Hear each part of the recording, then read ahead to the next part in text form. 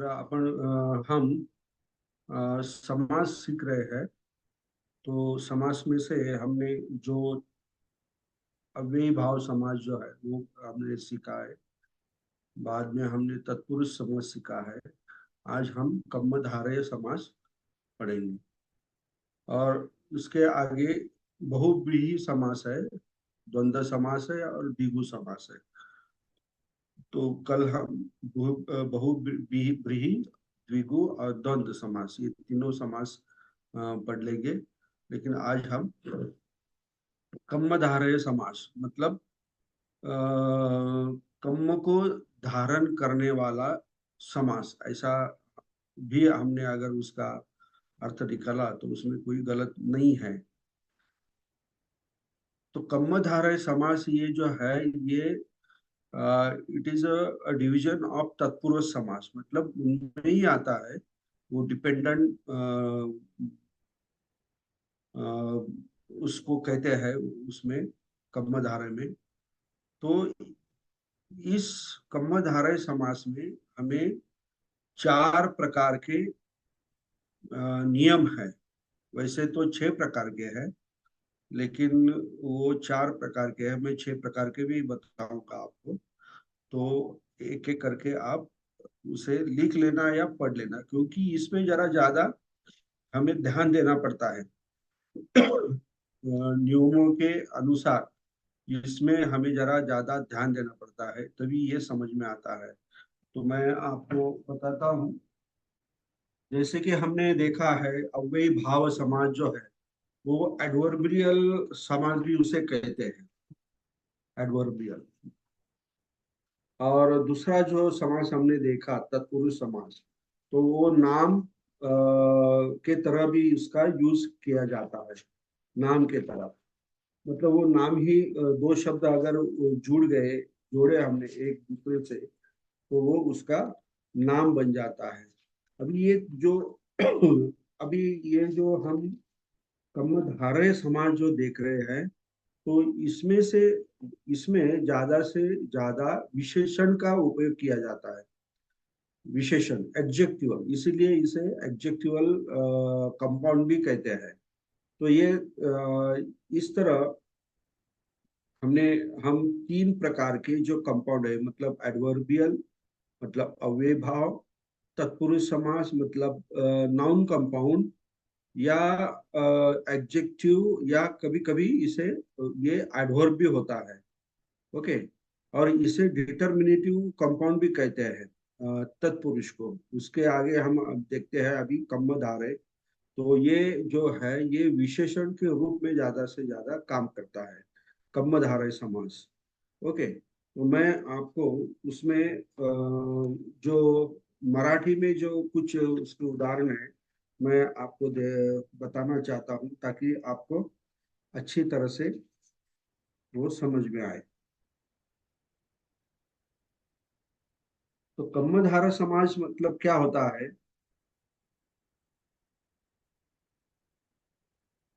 कि जो तत्पुरुष समासिक शब्द है, दोनों पद जो होते हैं वो एक ही विभक्ति में आते हैं। मतलब कंपाउंड के जो दो पद होते हैं वो क्या होते हैं, एक ही विभक्ति में आते हैं। और वो विभक्ति होती है पठमा। यह आप अच्छी तरह से जान लीजिए। तो पठमा विभक्ति होने के कारण आपको तो पता है, एक ये मतलब ओ एंडिंग होगा या आ एंडिंग होगा, पठमा विभक्ति का एंडिंग जो है अकारांत में। और बाकी जो स्वर के एंड है, मतलब ई रस्व दीर्घ, उ रस्व दीर्घ, तो ये पठमा विभक्ति में आता है। हमने तो तत्पुरुष समाज देखा तो वो पठमा विभक्ति छोड़कर और वोकेटिव छोड़कर सब में वो तत्पुरुष समास आता है। लेकिन ये कम्मधारय समाज जो है ये पठमा विभक्ति में आता है। तो इसके जो छह प्रकार है, इस कम्मधारय समास के छह प्रकार है। तो इसमें मेजर रोल जो होता है विशेषण का और नाम का। तो विशेषण और नाम इसका हम इसको हम जोड़ दे तो ये कम्मधारय बनता है।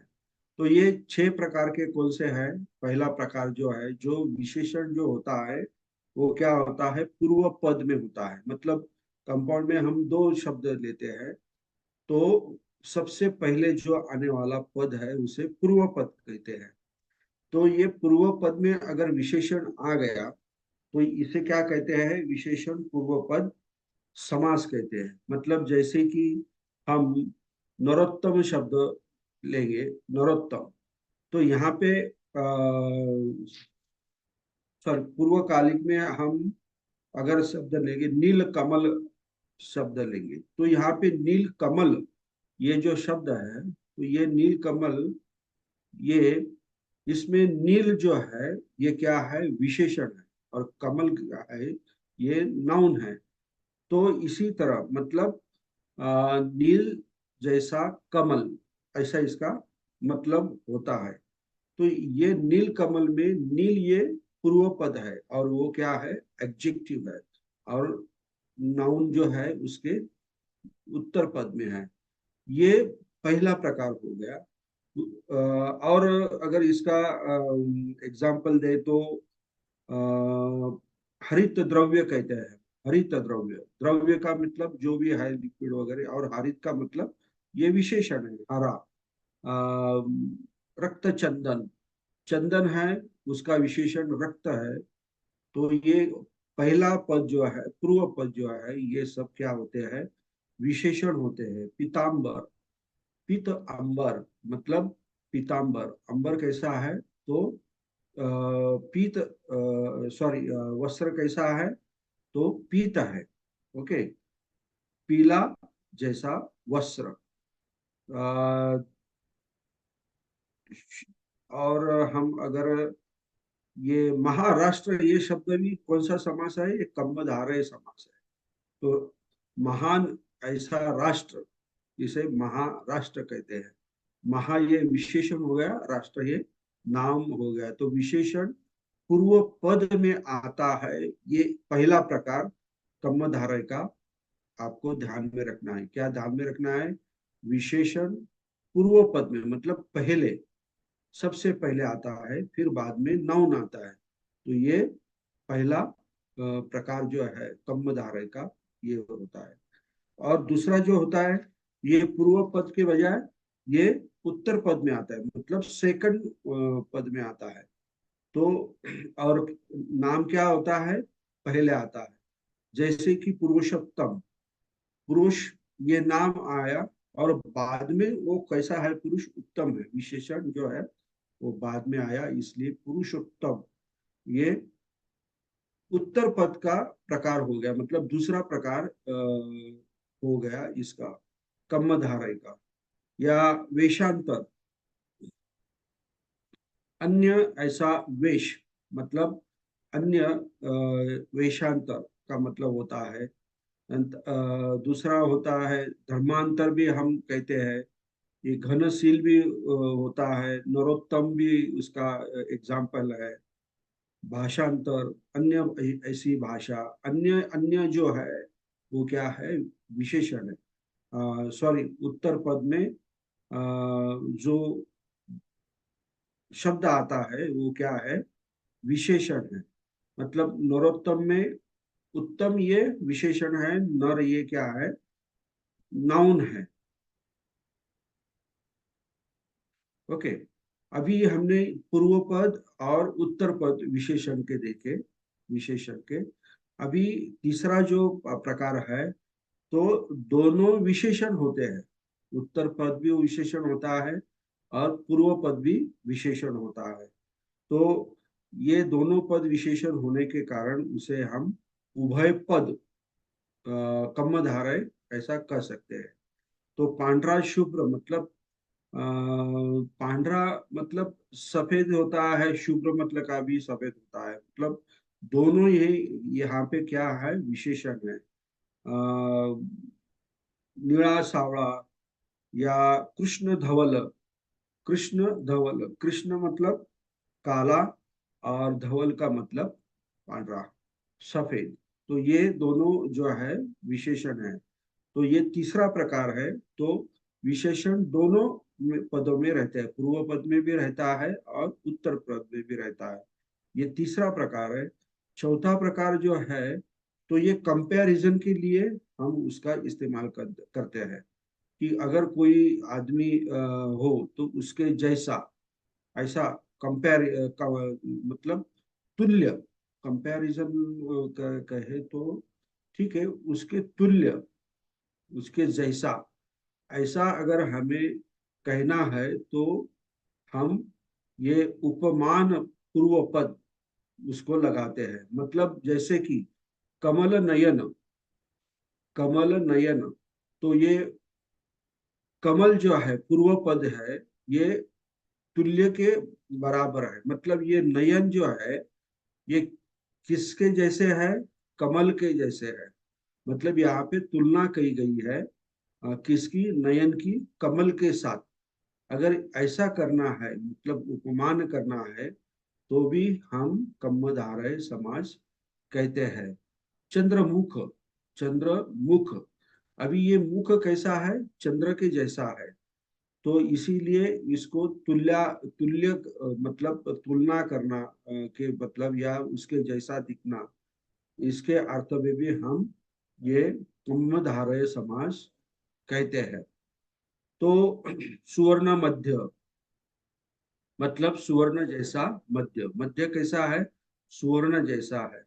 तो इस तरह पूर्व पद जो है उपमान, मतलब कंपेरेटिव, तुलनात्मक, तुल्य, इसीलिए भी हम कम्मधारक समास कहते हैं। और जैसे पूर्व पद में होता है, वैसे ही उत्तर पद में भी उपमान होता है, मतलब कंपेरेटिवली होता है। जैसे कि अभी पहले हमने देखा कमल नयन, तो नयन कमल जैसे। अभी हम कहे, ऐसे भी कह सकते हैं नयन कमल, ऐसे भी कह सकते हैं। तो इसका भी मतलब क्या होता है? कमल जैसे नयन ही है, ऐसा इसका मतलब होगा।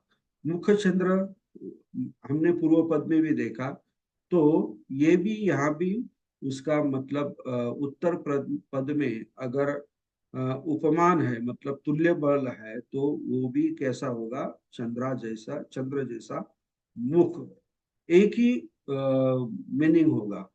चरण कमल, मतलब ये जो चरण है, ये कमल जैसे है, चरण कमल जैसे है। तो नरसिंह, मतलब सिंह जैसा नर। तो ये जो उपमान, मतलब कंपैरेटिव, पूर्व पद और उत्तर पद, ये दोनों भी कम्मधारय समाज में हम कह सकते हैं। ये हो गए, पांच हो गए। और छठा जो है, वो जो है, उसमें दोनों पद एक ही जैसे होते हैं। मतलब अगर एक पूर्व पद जो है, उसको भी हम दूसरी तरह वही कर सकते हैं। मतलब जी, विद्याधन, विद्याधन, मतलब विद्या जो है यही धन है। मतलब दोनों एक जैसे है। तो भारत माता, मतलब ये जो भारत है, ये ही माता है, ऐसा हम कहेंगे। मतलब दोनों पद इसमें क्या होते हैं? एक रूप होते हैं, दोनों जैसे होते हैं। भव सागर, मतलब ये जो सागर है, ये क्या है? ये भव जो है, ये क्या है? बड़ा सागर है।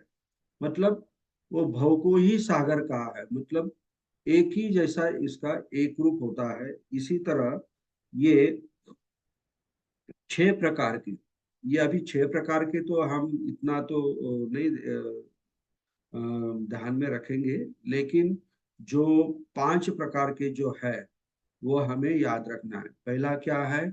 विशेषण पूर्व पद, विशेषण उत्तर पद, बाद में विशेषण दोनों पद में आता है, और चौथा जो आता है कंपेरेटिव पूर्व पद और कंपेरेटिव उत्तर पद।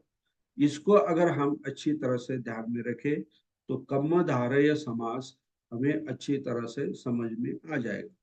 तो इसमें ऑर्डर के बुक में एक अच्छी इसकी डेफिनेशन दी है, वो मैं आपको पढ़कर सुनाता हूँ और एक्सप्लेन करता हूँ।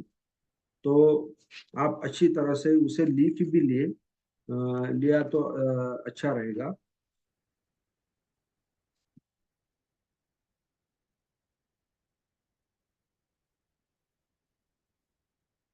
मतलब एक्चुअली कर्मधारय समास कैसे हमें पहचानना है या क्या होता है, ये देखिए। ये इसमें क्या होता है कर्मधारय में, ये कैरेक्टर बेरिंग है। मतलब जो नाम होता है उसका कैरेक्टरिस्टिक्स, मतलब कैरेक्टर, उसका वैशिष्ट्य कैसे होता है उस पर डिपेंड होता है। मतलब ये क्या है, कैरेक्टर पे डिपेंड रहता है। बेरिंग मतलब उस पर या बेस होता है उसका। तो ये जो कम है उसमें, ये एथिकल सेंस में उसका कैरेक्टर का इथिकल सेंस होता है। और हैबिट, मतलब हमें विशेषण में क्या देखना है, वो कैरेक्टर देखना है या हैबिट देखना है या उसका टेंडेंसी देखना है। टेंडेंसी मतलब उसका स्वभाव कहते हैं ना, वो देखना है। और कहाँ से देखना है, एक्शन से देखना है। तो इसी तरह ये which is held to determine destiny and hence the character or attribute in general। मतलब ये इसका क्या तय करते हैं, डेस्टिनी। मतलब इसका टारगेट जो होता है, गंतव्य स्थान जो होता है ना, वो ये कर्मधारय समाज तय करता है। मतलब अगर हमें एक वर्ड मिल गया, तो हमने अगर उसको पढ़ा, तो उसमें हम देखेंगे कि विशेषण पहला है या विशेषण पहला और दूसरा नाम है। नाम पहले है और विशेषण बाद में है, या दोनों विशेषण है, या कंपेरेटिवली जो शब्द है पहला वो पूर्व पद में है, या कंपेरेटिवली जो शब्द है वो दूसरे उत्तर पद में है। तो हम उसमें देखेंगे कि इसमें किसी की कोई हैबिट तो नहीं दिख रही है विशेषण में, या किसी की कोई टेंडेंसी तो नहीं दिख रही है, या किसी का कोई कैरेक्टर तो नहीं दिख रहा है। और अगर वो है, तो वो क्या तय करता है, उसका डेस्टिनी। मतलब जैसे कि हमने उदाहरण के तौर पर देखा कमल नयन, ये कमल नयन हमने देखा। तो ये इसमें हम देखते हैं कि ये नयन का कैरेक्टर कैसा है। नयन का कैरेक्टर कैसा है, कमल जैसा है। तो ये कमल जैसा जो नयन है, ये इसका लास्ट में हम कैसे करते कि नहीं, ये फाइनल करते कि नहीं, इसका जो आंखें है ये कमल जैसी है, तो मतलब उसकी डेस्टिनी क्या हो गई, फिक्स हो गई। तो उसकी एक्शन से वो फिक्स होता है। तो इसी तरह उसका जो कैरेक्टर जो है, मतलब अभी चंद्रमुख हमने अगर लिया, तो इसका मुख कैसा है, तो चंद्र के जैसा है। मतलब उसका मुख का कैरेक्टर कैसा है, चंद्र जैसा है। तो ऐसे हमें थोड़ा दिमाग उसमें लगाना पड़ेगा। कम्मधारय समझना थोड़ा कठिन है, क्योंकि ये तत्पुरुष के नजदीक आता है। कभी कभी हमारी द्विधा मनस्थिति हो जाती है। कभी कभी हम देखते हैं कि यह तत्पुरुष समास है या कर्मधारय समास में, इसमें हम हमारा जबलिंग हो जाता है। लेकिन अगर हम नियमों के आधार पर अगर गए, तो हमें डेफिनेटली वो तय कर सकते हैं हम कि ये कौन सा समास है।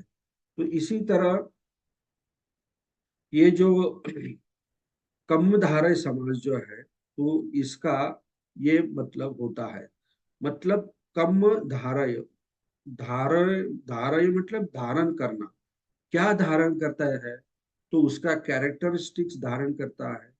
जो नाम जो है उसका कैरेक्टरिस्टिक्स धारण करता है, या उसकी टेंडेंसी धारण करता है, या उसका हैबिट धारण करता है। धारण करना मतलब अपना लेना। इसी तरह इसका नाम में ही सब अर्थ है। तो इसी तरह हम अ, ये जो कर्मधारय समास है, इसका विश्लेषण करते हैं। मुझे लगता है आपको अभी ये समझ में आया होगा कि कर्मधारय समास क्या होता है। तो पहले से फिर मैं बताता हूँ। अव्ययी भाव में हमें क्या देखना है, ये क्या देखना है हमें, निपात और प्रीफिक्स अगर है तो हम आंखें बंद करके बता सकते हैं कि ये क्या है, अव्ययी भाव समास है। और तत्पुरुष समास हम कैसे पहचानते हैं कि अगर उसमें अगर कोई विभक्ति का, अगर विभक्ति का हमें कभी नोटिंग की अगर किया हमने कि यहाँ पे विभक्ति लगती है, तो ये समझ लेना द्वितीया से सप्तमी तक ये तत्पुरुष समास होता है। मतलब अ, तत्पुरुष समास प्रथमा विभक्ति छोड़कर द्वितीया से सप्तमी तक होती है। अभी मैं तीसरा आपको कम्म धारय क्या बता रहा हूं कि जो नाउन होता है उसका जो विशेषण होता है वो एक प्रकार से उसका टेंडेंसी या हैबिट या कैरेक्टरिस्टिक्स वो उसका धारण करता है, तो इसी कम्म धारय समास कहते हैं। तो हिंदी में बहुत सारे उदाहरण हैं और बुक में भी बहुत सारे उदाहरण हैं। नीलंच तंग उपलंग, नीलंच तंग उपलंग मतलब नील, नीलम और उपलंग। अभी नीलंच तंग उपलंग म्हणजे मतलब जो नील, नील कलर का होता है वो क्या होता है, उपल होता है, मतलब कमल होता है। तो इसे हम क्या कहते हैं, नीलुपलम कहते हैं। तो नीलुपलम ये क्या हो गया, कम्मा धारय समास हो गया, दो शब्द। तो अभी यहाँ पे देखेंगे उपल जो है, तो इसने क्या ग्रहण किया है, ये नील कलर ग्रहण किया, मतलब धारय, मतलब उसका जो कम्मा है वो धारय किया है। तो नील यहाँ पे क्या हो गया, विशेषण हो गया। नील यहाँ पे क्या हो गया, विशेषण हो गया, मतलब नीला कलर।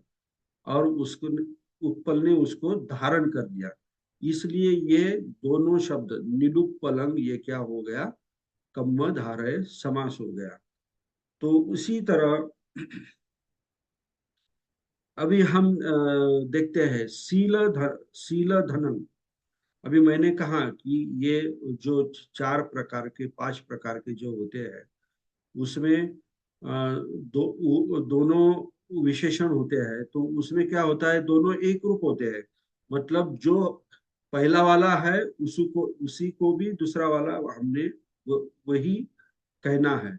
मतलब विद्या धनंग हमने कहा, तो विद्या क्या है, विद्या ये दूसरा तीसरा कुछ न सुन, ये धन ही है।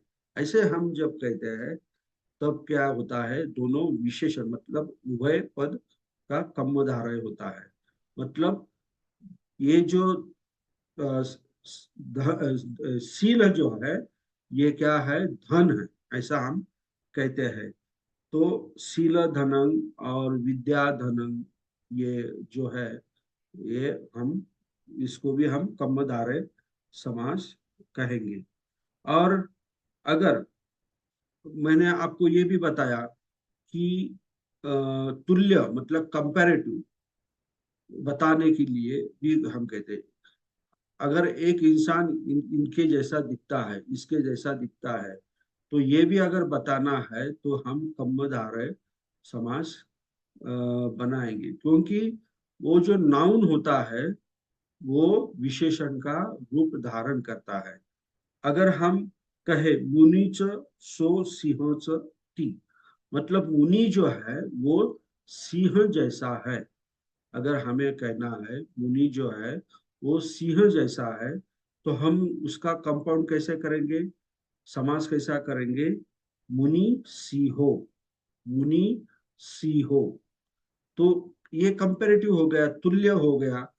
तो ये मुनि जो है वो किसके जैसा है, सिंह जैसा है, मतलब सिंह जैसा है। तो ये भी क्या हो गया, क्योंकि मुनि ने क्या धारण किया है, सिंह जैसा टेंडेंसी जो है, कैरेक्टरिस्टिक्स जो है वो धारण किए है, इसलिए वो कम्म धारय समास बन गया। अभी हम कहेंगे कर्ण, कर्ण सप्पो, कर्ण सप्पो। कर्ण का मतलब होता है काला, और सप का मतलब होता है सांप।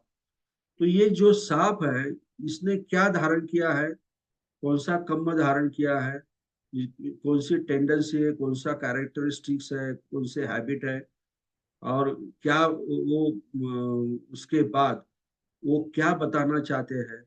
तो ये बताना चाहते हैं कि ये जो सांप है ये क्या है, काला है।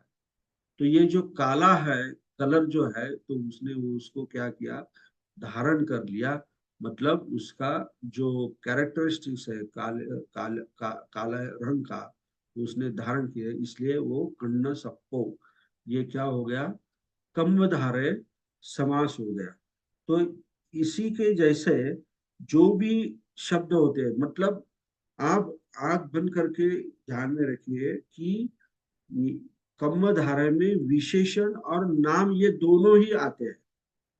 सिर्फ उसके जो प्लेस जो है चेंज होते रहते हैं। पहला, कभी कभी पहला विशेषण होता है, कभी कभी दूसरा विशेषण होता है, और कभी कभी दोनों होते हैं, और तुल्य के समान भी होते हैं।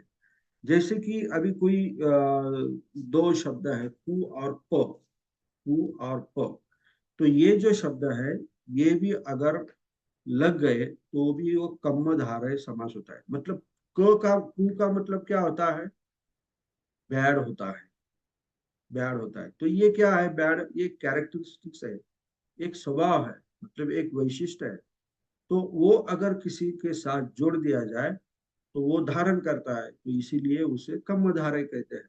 अगर हम कहें कुच्छितो ब्राह्मणों, कुच्छितो ब्राह्मणों, तो ये जो कुच्छितो ब्राह्मण जो है, तो ये मतलब अच्छा ब्राह्मण नहीं है। तो कु का अगर कु से लगा दिया, कुच्छितो ब्राह्मण का, अगर हमने दोनों पद का कंपाउंड कर लिया, समास कर लिया, तो वो क्या होगा, कु ब्राह्मणों। तो कु ब्राह्मणों ये क्या है, कम्म धारय समास, क्योंकि ब्राह्मण ने जो भी धारण किया है वो ठीक नहीं, दैट इज द बैड, ऐसा इसका मतलब हो सकता है। वैसे ही कु अन्न, तो कु अन्न मतलब अच्छा, बैड, अच्छा नहीं, बैड मिल जो होता है, खाना होता है, उसे तो उसे कदन्न कहते हैं। मतलब कु प्लस अन्न, तो उसका कम्मधारय समाज क्या होता है, कदन्न होता हो जाता है। कुलवण, कुलवण मतलब काल वन, ऐसा उसका कम्मधारय समास हो जाता है। कुपुरुषो, का पुरुषो, ऐसा कुपुरुषो मतलब अच्छा आदमी नहीं, इंसान नहीं, बुरा आदमी, ऐसा होता है। तो इसी तरह ये कु लगाने से भी कम्मधारय होता है, तो मतलब ये कु विशेषण ही समझिए, ये विशेषण ही है। उसी तरह ये पो भी होता है, पो होता है, पो लगाने से भगतो आचार्यो, मतलब पाचार्यो, मतलब आचार्यों का आचार, आचार्य, उसको हम क्या कहते हैं, पाचार्यो। तो ये उसका जो कैरेक्टरिस्टिक्स है, उसने आचार्य ने और आचार्यों का कैरेक्टरिस्टिक क्या किया, धारण कर दिया। इसी तरह, तो इसी तरह हम कम्मधारय समाज के उदाहरण हम देखते हैं। कुछ हमारे सुत्त में पुथु जनो ये शब्द हमेशा आता है। तो ये पुथु जनो, ये भी क्या है, जन है, लेकिन पुथु है। तो इसी तरह उसका भी ये जन शब्द अ, उत्तर पद में है, और पूर्व पद में क्या है, पुथ शब्द है, पुथ। हाँ, तो इसका जो शब्द के अंत स्वर का ऊ जो हो जाता है, जैसे कि अर्ये ही पुथो गेवायन जनो की, पुथो जनन, मतलब सामान्य व्यक्ति, ऐसा इसका मतलब होता है। मतलब ये जन जो है, उन्होंने कौन सा स्वभाव ग्रहण किया है, सामान्यता, सामान्य का ये ग्रहण किया है। इसीलिए ये पुथुजन या साहंग या सपक्को, तुभन्नो, ये सब इसके उदाहरण हैं। मैं आपको और बहुत सारे उदाहरण मैं आपको बताऊंगा। अभी हम मैंने आपको कहा विशेषण पूर्व पद में, विशेषण उत्तर पद में। मैं आपको स्क्रीन शेयर करके बताना चाहता हूँ, लेकिन ये मेरा स्क्रीन, अभी मैंने आपको ये जो कम धारा के बारे में बताया, मैं आपको ये थोड़ा बोर्ड पर एक्सप्लेन करना चाहता हूँ। ये जो पहला प्रकार है, मैंने आपको ये यहाँ पे विशेषण प्लस नाम, ये पहला प्रकार है। दूसरा नाम और विशेषण, ये दूसरा। तीसरा दोनों विशेषण रहते हैं, विशेषण प्लस विशेषण। चौथा होता है ये कंपैरेटिवली, तो उसमें उपमान जो पद रहता है, मतलब उपमान प्लस नाम, या पांचवा जो होता है नाम प्लस उपमान।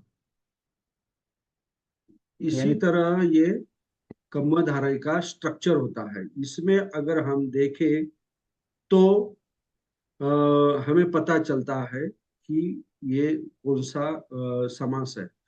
तो मैंने कम्म धाराई समास के बारे में आपको बताया कि यहाँ पे जो नाम जो होता है, वो नाम कुछ तो भी विशेषण के जरिए धारण करता है।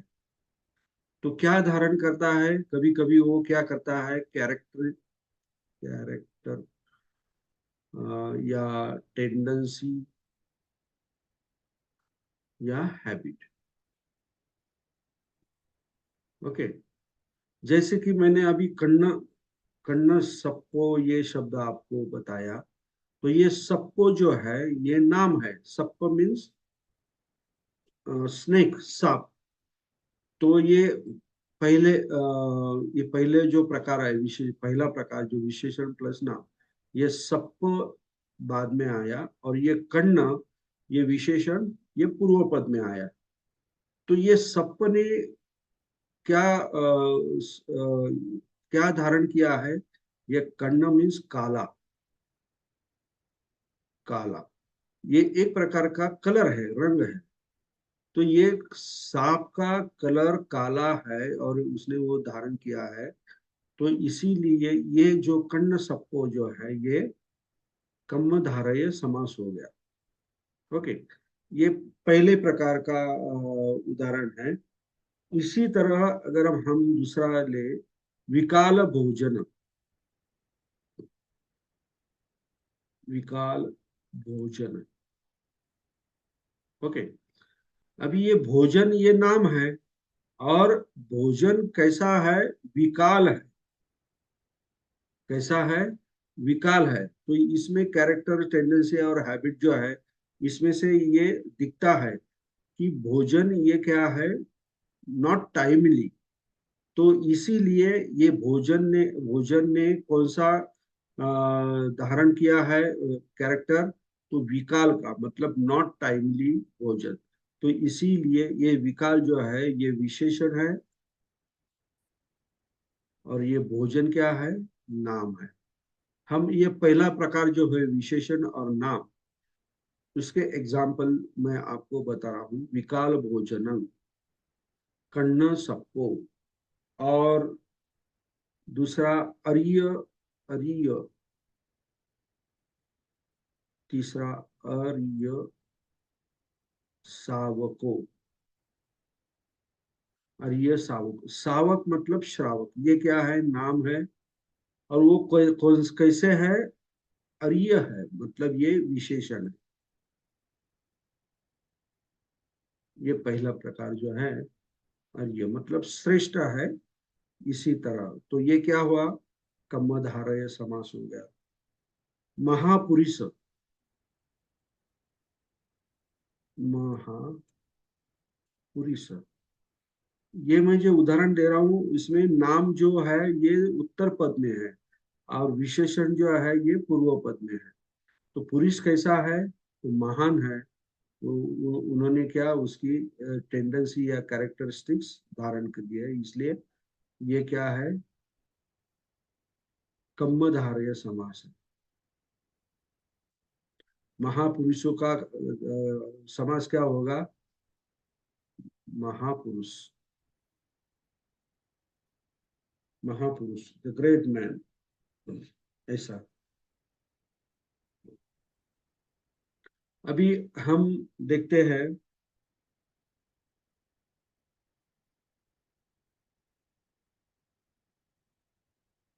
दोनों, दोनों ये जो है नाम, नाम या विशेषण,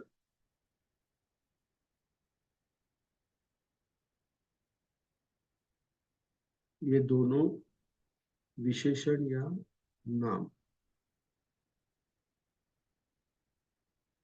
ये तीसरा का हम एग्जाम्पल लेंगे, हाँ? ये आपको मतलब नाम प्लस नाम, ओके।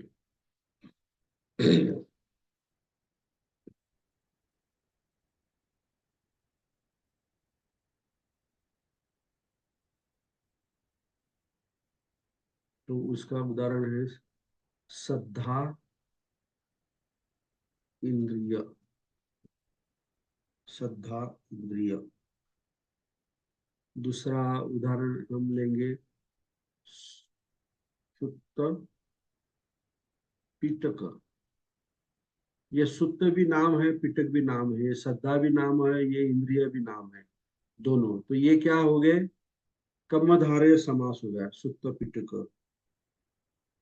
देन बिंबिसार, बिंबिसार राजा, ये भी नाउन, दो ये भी नाउन है, ओके।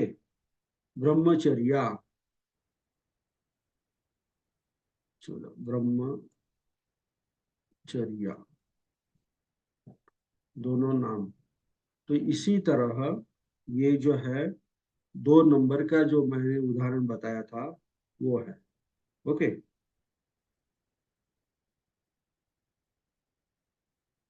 अभी 2 नंबर का उदाहरण हम देखेंगे। ये 3 नंबर का देखा हमने, अभी दूसरा जो है कि जो विशेषण जो होता है वो उत्तर पद में होता है, मतलब नाम प्लस विशेषण, इसी तरह।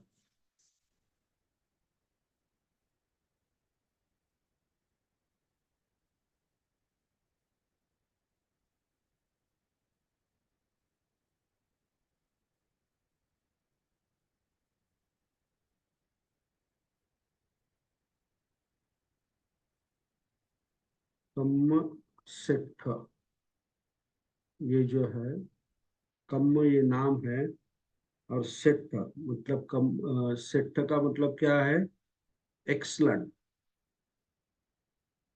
मतलब ये क्या है, विशेषण है, ओके। यहाँ पे देखिए ये, और कम्म क्या है, नाम है, ये नाम है, मतलब एक्सलेंट वर्क, अब हम कहते हैं ना, इसी तरह, ओके। रत्न वर, रत्न वर, मतलब वर का मतलब होता है श्रेष्ठ होता है, मतलब बेस्ट। और रत्न का मतलब होता है डायमंड, कहते हैं ना हम, जेम्स, ये जेम्स। तो ये नाम हो गया, और ये वर क्या हो गया, विशेषण हो गया। तो ये दूसरा प्रकार का जो मैंने बताया आपको 5, तो इसमें से ये उदाहरण है।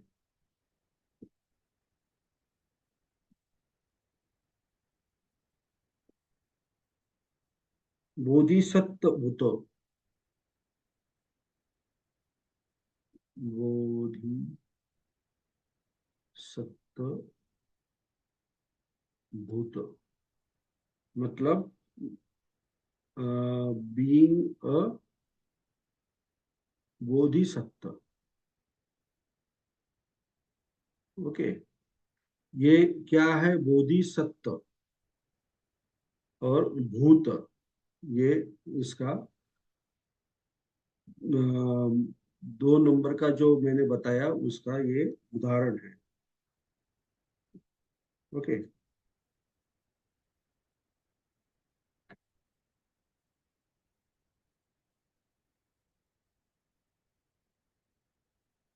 और अगर दोनों दोनों भी, मैंने पहले नाम और नाम भी बताया था, अभी हम विशेषण विशेषण, दोनों विशेषण भी ऐसा भी बन सकता है ना, विशेषण प्लस विशेषण।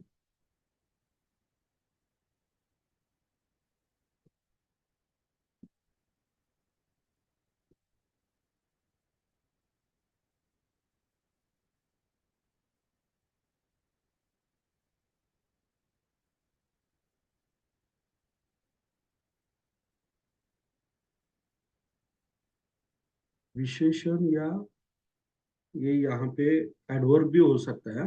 एडवर्ब मतलब एडवर्ब का मतलब क्या होता है? जो वर्ब के बारे में और ज्यादा जानकारी देता है उसे हम एडवर्ब भी कहते हैं। मतलब पूर्व पद में ये विशेषण या एडवर्ब, लेकिन उत्तर पद में विशेषण होता है। ऐसे भी कुछ जो उदाहरण है वो कर्मधारय समास में आते हैं। जैसे कि हम देखते हैं मूसा वादीन, वादीन, मूसा वादीन, मतलब अ, झूठ बोलना। मूसा वादी, वादी मतलब झूठ बोलने वाला वगैरह ऐसा होता है। तो ये मूसा जो है ये क्या है? ये एडवर्ब है यहाँ पे। मतलब कैसा बोलता है? तो झूठ बोलता है। और वादी का मतलब क्या है? कि जो बोलता है उसे वादी कहते हैं। जैसे कि हम भगवान बुद्ध को यथा वादी तथा करोति, ये कहते हैं ना।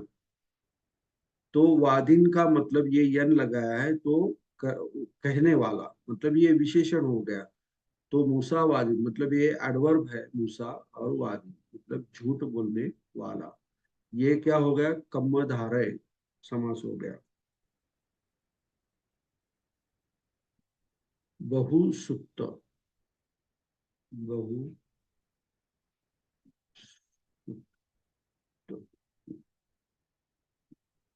बहुसुप्त, बहु का मतलब होता है टू मच, और ये सुनना। अब ये टू मच ये जो एडवर्ब हो गया, और ये सुनना यहाँ पे क्या विशेषण हो गया। तो इसी तरह ये एडवर्ब विशेषण, ये इसका एग्जाम्पल हो गया। ओके। तो इसी तरह ये जो मैंने 4-5 जो उदाहरण आपको कम्मधारय के बताए, उसके ये उदाहरण यहाँ पे मैंने आपको बताए हैं।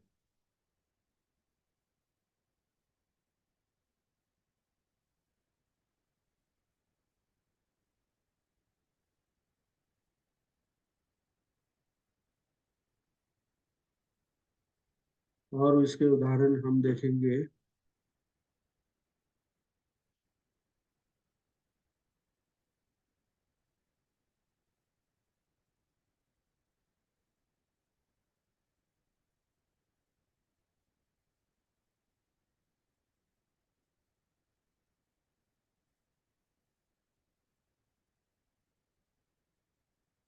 तरुण, तरुणो पुरीसो। तो पुरुष कैसा है? तरुण है, तो इसका समास कैसा बनेगा? तरुण पुरीसो। ओके, तरुणो पुरुषो, तरुण पुरुषो। और तरुणी, कन्या। तो इसको हम कह करेंगे तरुण कन्या। ये स्त्रीलिंग है। ये कम धारा है, मतलब कन्या कोई कैसी है, कैरेक्टर कैसा पकड़ा है उन्होंने, यानी यंग, तरुण।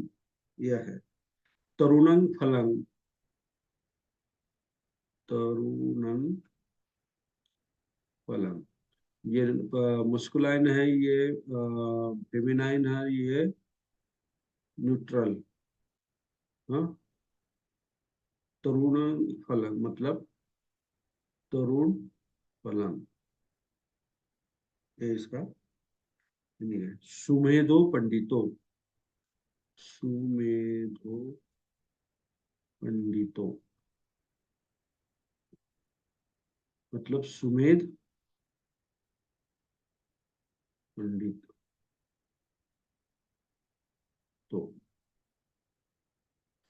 तो मैंने मैंने आपको पहले ही बताया था कि ये जो कम्मधारय समास जो बनता है, ये क्या होता है, नाउन होता है, मतलब नाम होता है। तो यहाँ पे अगर आप देखेंगे वो ओ दिखता है तो अ एंडिंग का होता है, मतलब नाउन है, या आकारांत है, ये नपुंसकलिंग का है, मतलब नाउन में है, मतलब प्रथमा विभक्ति में ही आता है। मैंने आपको पहले ही बताया था। ओके, ये आप यहाँ पे देख रहे हो।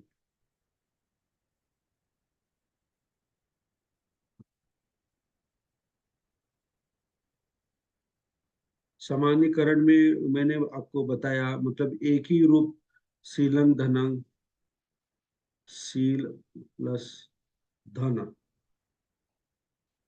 शील एव धन। एव क्या होता है, फोर्सली, मुझे एम्फेटिक देने के लिए, मतलब शील ही धन है, ऐसा इसका मतलब होता है, शील धनम। ओके, ऐसे कुसु, ये भी हमने देखा है। अकुशलं, न कुशलं का मतलब होता है, न कुशलं का मतलब होता है अकुशल। अकुशल। न अश्व का मतलब होता है अनश्व। अश्व का मतलब होता है घोड़ा, और वो घोड़ा नहीं है, तो क्या, कैसा उसका कंपाउंड बनेगा, समास अनस्व। ये कम्मधारय समास है। तो इसी तरह ये एक बुक में दिया हुआ ये उदाहरण है।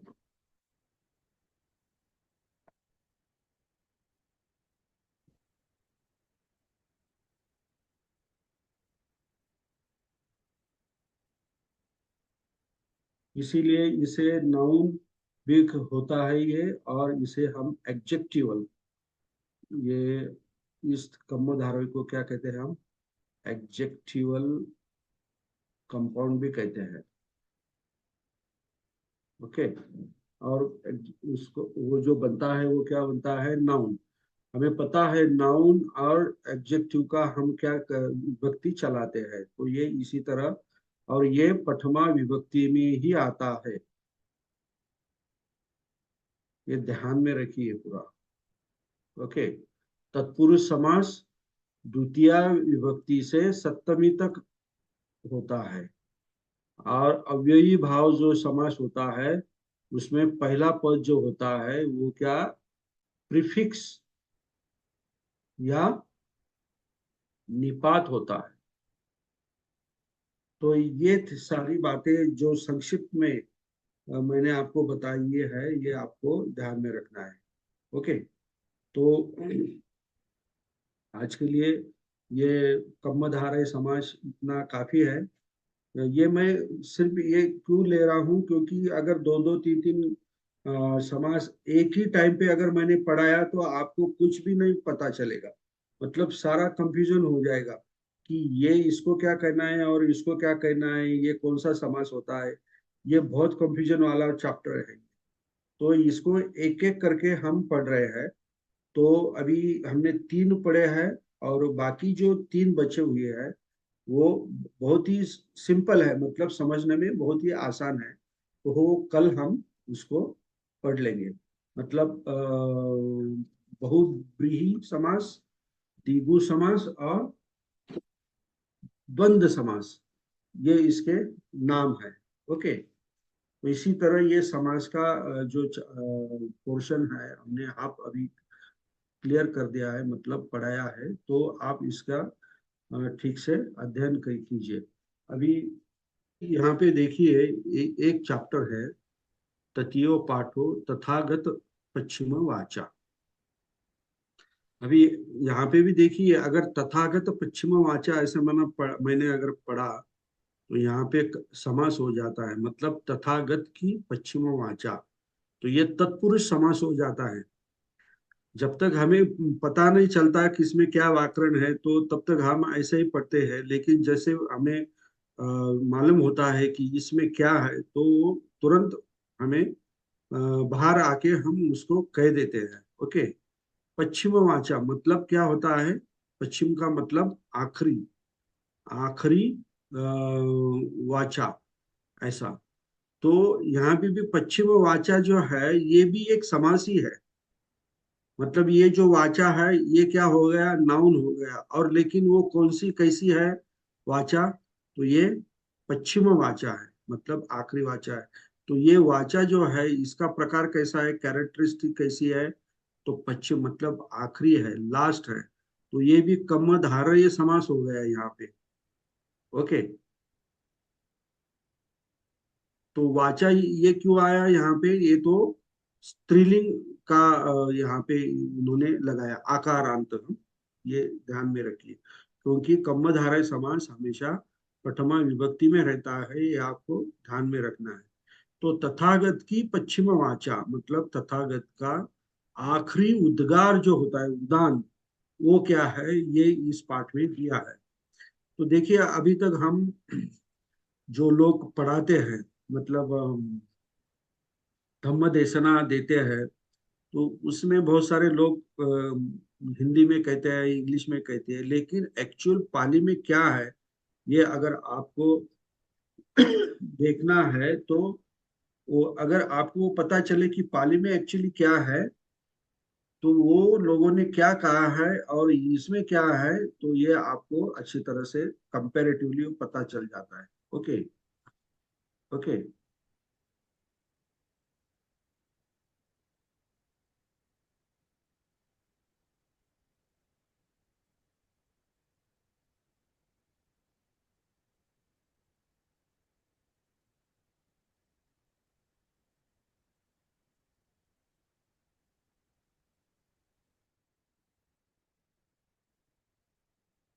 ये महापरिनिब्बाण सूक्त में का ये क्या है, पैराग्राफ दिया हुआ है। ओके।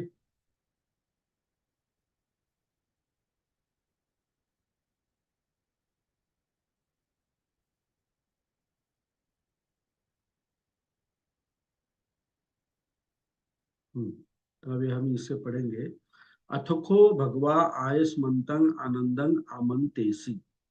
मैंने आपको कहा है, अथको का मतलब होता है ये फिर, बाद में, ऐसा इसका मतलब होता है। नंतर, मराठी में हम क्या कहते हैं?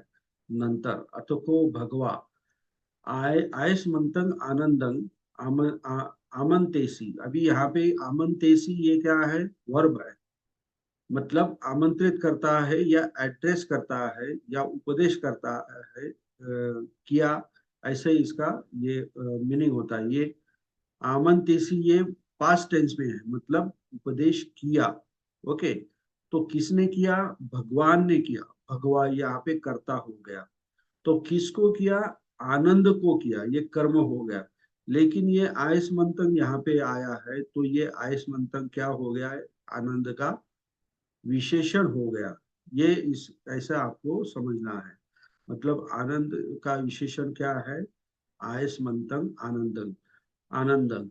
तो आनंद का जो द्वितीय विभक्ति है, वही द्वितीय विभक्ति आयस्मंतों को भी लगी है, और एक वचन ये है तो ये भी एक वचन है। ओके।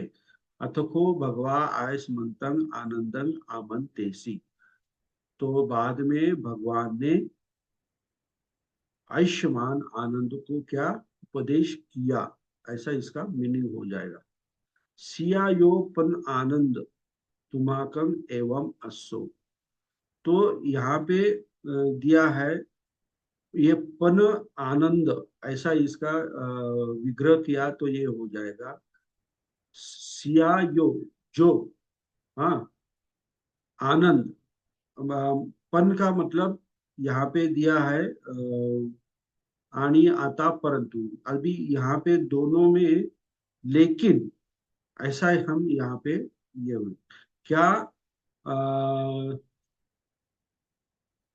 तुझे कभी ऐसा हुआ है, तुमाकं एवं असंग, मतलब एवं, ये यहाँ पे एवं अस, ऐसा ये है, ये म जो है ये यहाँ पे अनुस्वार का म हो जाता है, ये नियम है, ये हम नियम संधि में सीखेंगे। ओके। अतीत सत्थुकं पावचनम, मतलब जो अतीत में जो सत्थु, मतलब जो भगवान हो गया है, तथागत हो गया है, उनके जो वचन है वो आपने कभी, आपको मालूम है क्या, ऐसा अ, भगवान बुद्ध आयसमंत को पूछते हैं। तो वो क्या कहते हैं, नथी नो सत्था, ऐसा। तो नहीं, हमारे लिए नहीं सत्ता, मतलब शिक्षक नहीं है। तो नो खो पन एतंग आनंद एवं दट्ठबंग, मतलब भगवान कहते हैं यह आनंद, लेकिन यह आनंद इस तरह नहीं कहना चाहिए। हम्म? एवं दट्ठबंग मतलब देखना चाहिए। ये दिस्सति का क्या है, ये फ्यूचर, पास्ट फ्यूचर पार्टिसिपल है। दट्ठबंग मतलब देखना चाहिए, एवं इस तरह, यो वो आनंद मया धम्मोच विनयोच देशितो पन्यत्तो, मतलब भगवान कहते हैं कि जो, यो का मतलब जो, वो का मतलब है तुमको, जो तुमको आनंद, मया धम्मो मतलब मेरे द्वारा, धम्म विनय, च लग गया है और, हाँ, आनंद जो तुमको मेरे द्वारा, धम्म विनय, देसी तो, यहाँ पे देसी तो क्या है, ये पास्ट पार्टिसिपल है। हम्म? तो ये पास्ट पार्टिसिपल ये एक क्या, कैसे एक्ट कर रहा है, ये यहाँ पे वर्ब की तरह एक्ट कर रहा है। ओके। मतलब मेरे द्वारा दिया गया धम्म और विनय, ऐसा यहाँ कहा है। पन्यत्तो मतलब जाना हुआ, पन्यत्तो मतलब अच्छी तरह से जाना हुआ। ओके।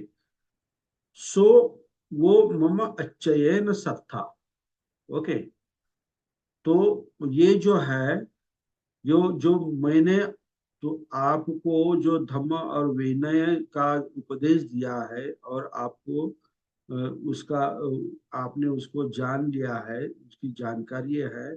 सो धम्मो तुमको मम अच्चयन सत्ता, मतलब वो ही धर्म जो है, विनय जो है, मम अच्चयन, ये मम मतलब सर्वनाम है, लेकिन यहाँ अच्चयन ये शब्द है और यहाँ पे लोप हो गया है, संधि हो गई है, तो बाद में, अच्चयन मतलब बाद में, मतलब मेरे बाद में सत्ता। तो भगवान क्या कहते हैं कि ये जो मैंने आपको धम्म और विनय का धम्म देशना दी है, मतलब धम्म और विनय दी है, तो वो ही तुम्हारे लिए मेरे बाद में क्या है, सत्ता है। तो आनंद कहते हैं ना, नथी नो सत्ता, मतलब हमारा कोई शिक्षक नहीं है। तो भगवान उस पर आंसर देते हैं क्या, कि अगर मैं, मम अच्छे मतलब मेरे बाद में, ओके, मेरे बाद में मुझसे दिया गया धम्म और विनय, और या पढ़ाया गया जो धम्म और विनय है, वो ही आपका क्या है, सत्ता है। मतलब टीचर है, शिक्षक है, वही आपको पढ़ाएगा, मैं नहीं पढ़ाऊंगा, क्योंकि भगवान बुद्ध उस टाइम पे नहीं रहेंगे, ऐसा उसका कहना है। यथाखोपन आनंद, मतलब जैसे कि आनंद, एतर ही भिक्खु अन्य मन्यंग आउसो वादेन समुदाचरन्ति। मतलब अभी, एतर ही का मतलब होता है अभी, भिक्खु अन्य मन्यम मतलब एक दूसरे के साथ, आउसो वादेन समुदाचरन्ति, मतलब औसवादेन मतलब ये मित्रत्व के जैसे, मित्रत्व के जैसे, समुदाचरण मतलब आचरण करते हैं, यहाँ पे उसका ये देते हैं, समुदाचरण आचरण अभ्यास या व्यवहार करते हैं। ओके।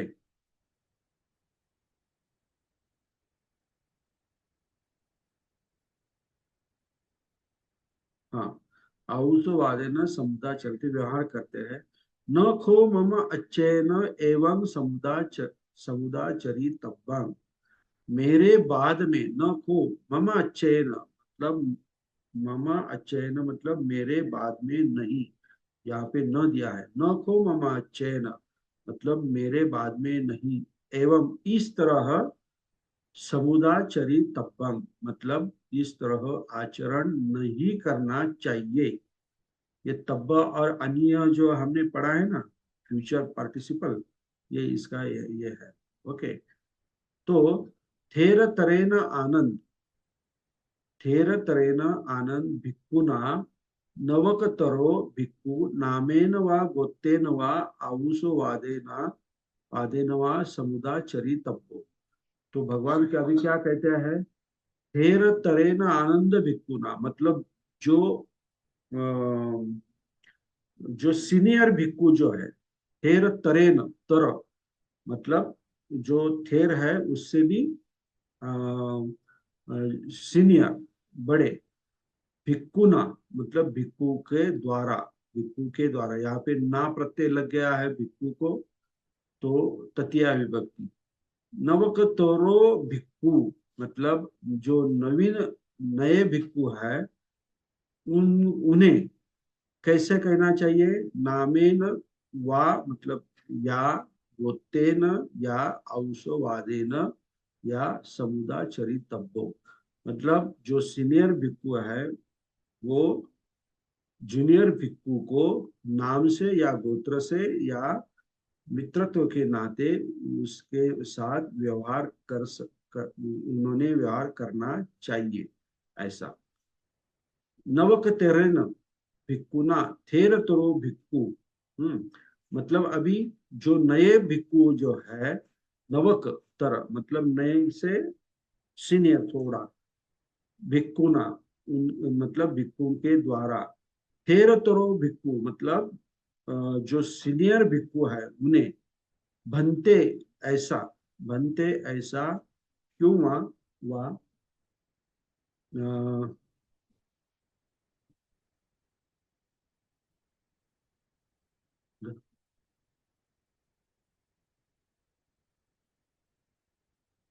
भिक्खुना मतलब क्या, भंते ऐसे, या आयस्मा ऐसे समुदाचरी तब्बो, मतलब जो थेर बड़े भिक्खु होते हैं उनसे क्या कहते हैं, बनते या आयस्मा, ऐसा जो सीनियर जूनियर भिक्खु है उन्होंने कहना चाहिए। ओके। आखंक मानो आनंद संघो मम अच्छेन खुद्दकानु खुद्दकानी शिक्षा पदानी समूहन तु। ओके। तो वो क्या कहते हैं, आखंक मानो मतलब इच्छा करने वाला, आनंद, संगो मेरे बाद में, छोटे छोटे, खुद कानू खुद कानी शिक्षा पदानी, मतलब ये छोटे छोटे जो शिक्षा पद है, ये समूह नतु मतलब ये क्या करेंगे, नष्ट कर देंगे, क्या ऐसा है, हाँ, मुळापासून उपटून टाकणे, ये कर देंगे या करेंगे, ऐसा इसका मतलब होता है। आखंक मानो मतलब ये ऐसे हम अपेक्षा करने वाले हैं आनंद की संग मेरे बाद में जो छोटे छोटे शिक्षा पद है उसका उसको नष्ट कर देंगे। अथको भगवा भिक्खु आमंत्रेसी, बाद में भगवान ने भिक्खु को ये क्या कहा, एड्रेस किया, मतलब कहा, हंददानी भिक्कवे। हंद, हंद का मतलब होता है अपन हम कहते हैं ना, हाँ ठीक है, अभी। दानी का मतलब अभी, इदानी है तो ई का यहाँ पे लोप हो गया है।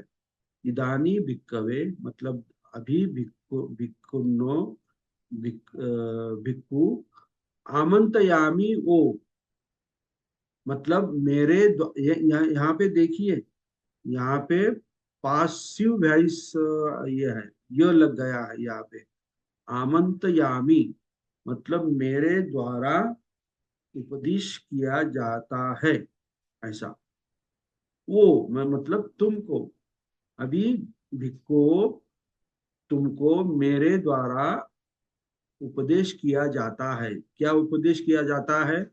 वय धम्मा संखारा अपमादेन संपादित, मतलब ये जो संखारा जो है, संस्कार है, वो कौन से टाइप का है? व्यय, उसका धम्म क्या है? व्यय होना, मतलब नष्ट होना। ये देखिए यहाँ पे भी ये क्या है, सब कंपाउंड है यहाँ पे भी। वय धम्मा मतलब ये धम्म है और ये वय है, तो वय मतलब नष्ट होना, ये तो टेंडेंसी है, तो ये क्या हो गया, ये कम्मधारय समास हो गया। वय धम्मा संखारा मतलब संस्कार ये जो होते हैं ये नष्ट होते जाते हैं।